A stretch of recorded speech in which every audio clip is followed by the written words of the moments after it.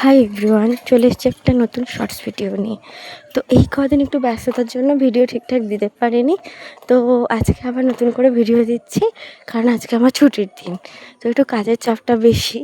তো ছুটির দিন বলে ছুটির দিনেও টুকটাক বাড়িতে কাজ থাকে, সেগুলো করতে বেরিয়ে পড়েছিলাম। অনেকদিন ধরে আইব্রো প্লাগিং করা হয়নি, আইব্রোটাও ঠিকঠাক করতে গেছিলাম। আর তোমরা হয়তো আশেপাশ থেকে অনেক আওয়াজ পেতে পারো, কারণ আমি ভিডিওটা এডিট করছি তখন আমি রাস্তাতে, ঠিক আছে। তারপরে তো ছুটির দিনে কাজকর্ম হয়ে গেছে, মা বাবাকে একটু লস্যি করে খাওয়ালাম।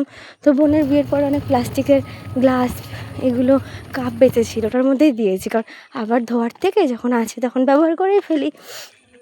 তো সেদিনকে বিকালবেলা আমরা গেছিলাম, মানে কালকেই, যাই হোক, হ্যাঁ কালকে বিকালবেলা আমরা গেছিলাম জামাই ষষ্ঠীর জন্য বোনের বাড়িতে নিমন্ত্রণ করতে। তো চাকদায় চলে গেছি, ওখান থেকে মিষ্টি ফিষ্টি নিয়ে সব কিছু হয়তো ভিডিও করতে পারিনি। আর আমার বাবাও গেছিলো, বাবার একটু হাঁটতে সমস্যা হয়।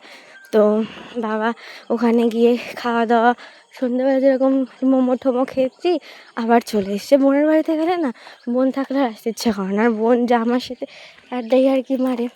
আর সবচেয়ে ভালো কথা, তোমরা যারা চাকদায় থাকো না, চাকদায় ম্যাডো বাজারের পাশে একটা মোমোর দোকান আছে। এত ভালো মোমোর দোকান, মানে ওখানে দুখানা মোমোর দোকান আছে, দুটোই ভালো, কিন্তু যেটা শুধু মোমোর দোকান আছে ওখানে বেশ দারুণ মোমো পাওয়া যায়। বসে বসে একটু ভিডিও করছিলাম, এই যে খাচ্ছি।